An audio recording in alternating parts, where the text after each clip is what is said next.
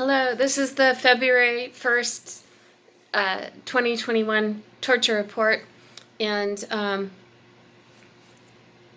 have a lot to unpack here. And let me start by saying that,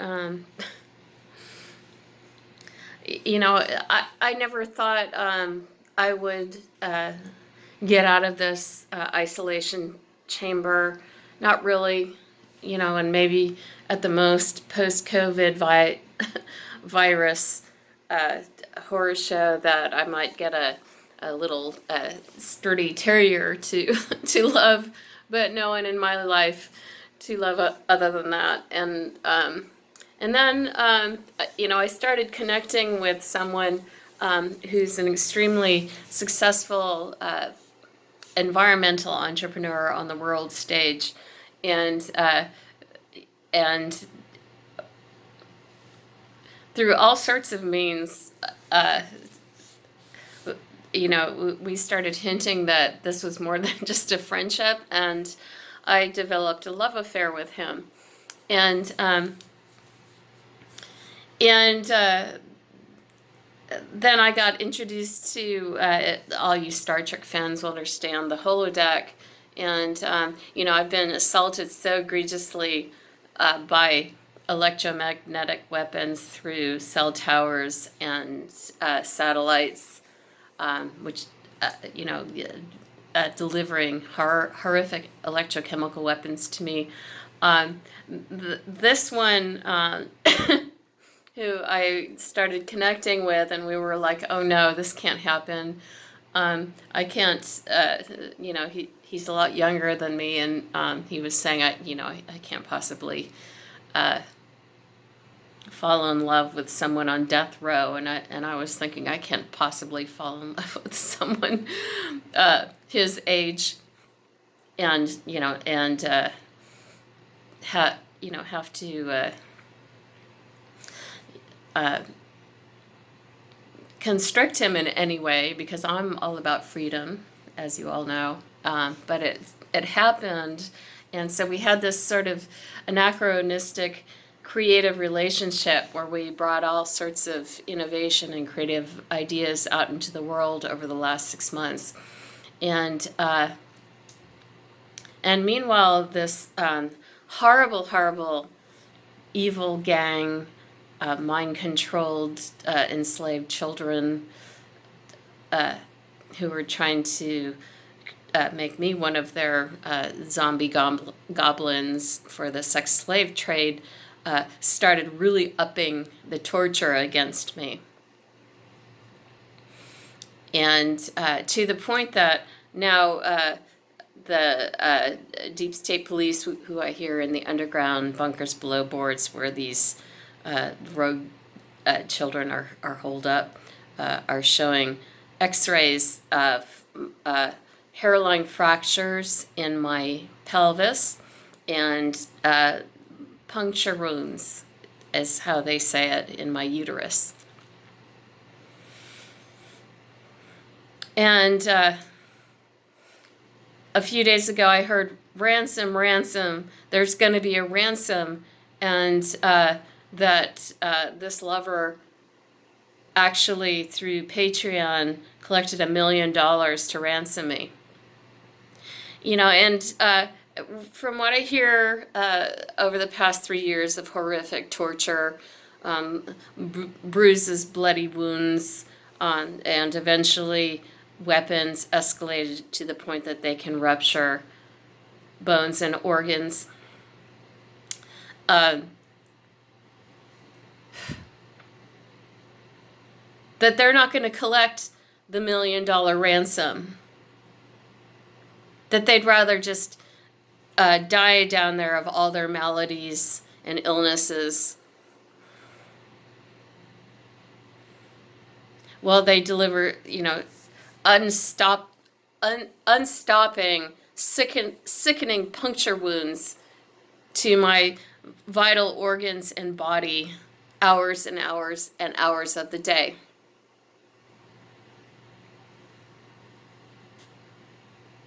And and here's where I get esoteric. uh, there's a lot of agnostic non-believers in the whole woo-woo mystic movement, but um, I'm kind of like Nostradamus, and I have repeatedly predicted stuff through poetry and visions, etc. And there's enough of the people on this planet that believe that. So I'm just going to put this out there. I predicted the fall of Arecibo, and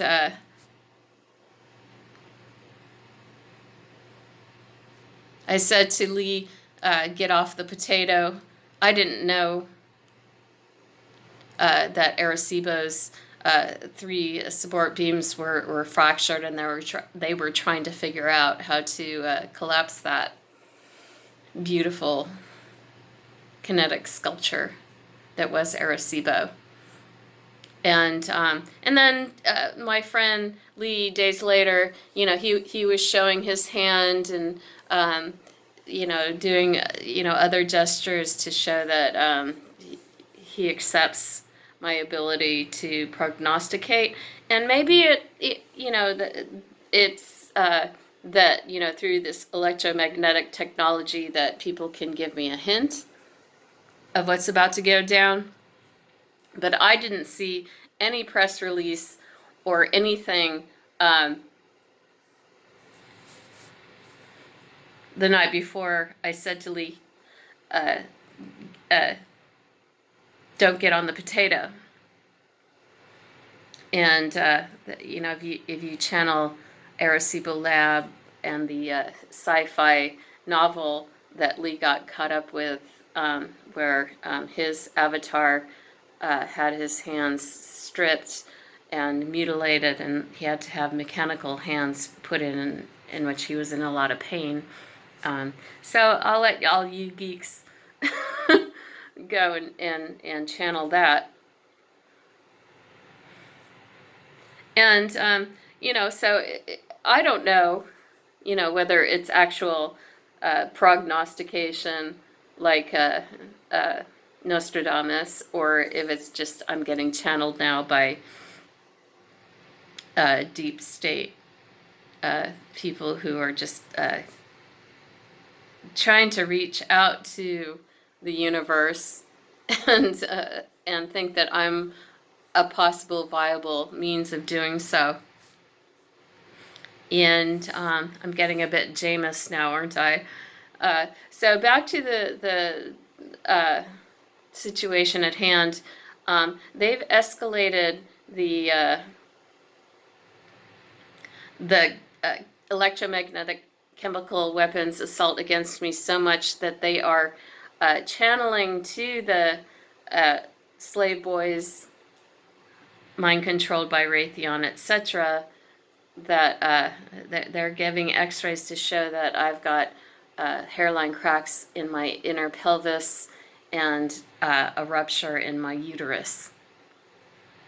So I might not live much longer, because they just keep escalating, and I keep using whatever rudimentary tools I have, which are mainly my hands and arms and magnets, to block this horrific desecration of my body, and I can't live too much longer with this. And in the meantime, a few days ago, I have these visions, and I'm not thinking about anything having to do with them.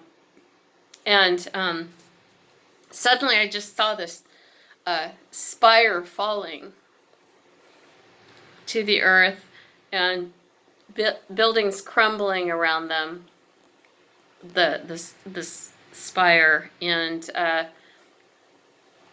I keep thinking about I didn't hear about my pelvic bones being fractured until a few days after I had that vision. And so the Cascadia subduction zone is overdue to blow. And that is a rift, a pressure zone between tectonic plates.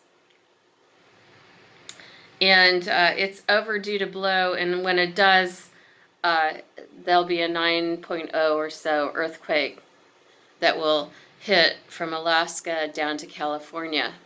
And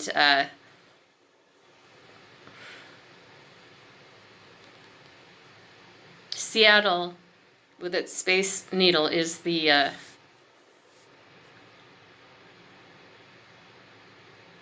worst hit. And, it was horrible when Japan received that earthquake and tsunami, that unstable Fukushima Daiichi. But if you consider all the toxic waste dumps and nuclear uh, secret armaments all along the U.S. West Coast, and how they will be destabilized, and what they will do to the Pacific and reverberate around the oceans of the world, you need to think about when that Cascadia subduction zone blows, it's Armageddon. A naturally occurring event that could wipe out civilization because of all the toxic armaments, all huddled down below boards all along the coast of the U.S. So I had this vision that, and with my fractured pelvis, sort of a metaphor for that. And I get these Nostradamus like intels, and I don't know if it's people who are sincerely in the reality construct seeding them to me, or that I'm just actually being prophetic. I'm not given that advice. But all I can say is that I'm so grateful for all of you in the Tangerine, Blood Orange, and Aqua Revolution for leveraging and putting pressure on the evildoers who have no responsibility for our planet whatsoever, our spaceship Earth. Really, thank you all so much. And I so love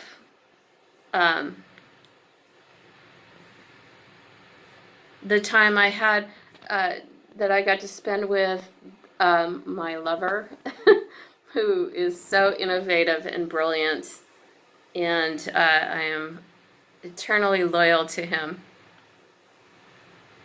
And I so thank him for raising $1 million when I've been so devalued throughout my life. And I know he holds me priceless. And it's a sad, sad thing that the deep state, whoever it is it the Koch brothers? I heard that, possibly. Raytheon, whatever creeps that mind control these kids that are like the New Age goblins and orcs circa the Lord of the Rings. It's so sad that these children could take that $1 million and never have to worry about not having enough food, clothing, medical care, could move on with their lives and feel safe, and they're not doing it. So let's hold space for them, right? That they could see that maybe they've got a chance to be humans in the world and not orcs. And once again, I want to really, stay focused on the environmentalists and the scientists and the free thinkers and the artists and the bards. Thank you so much. This might be my last call. And, I'm going to go out with my lover on the holodeck if it's the end for me. Do you all know what the holodeck is? There's the evil that gets shut down through satellites and cell towers with the poison. But I've learned that there's another vehicle for the holodeck, which is actually kind of fun, and it allows lovers remotely to get together and do fun stuff. And my lover and I have often been uh, orcas swimming around and playing with each other and doing other fun adventures. And it's like the Star Trek holodeck. And so I really thank him for that, for going out on a limb and being brave, and for whoever is backing him with that stuff. And so I'll swim out to sea with him, to the deep sea.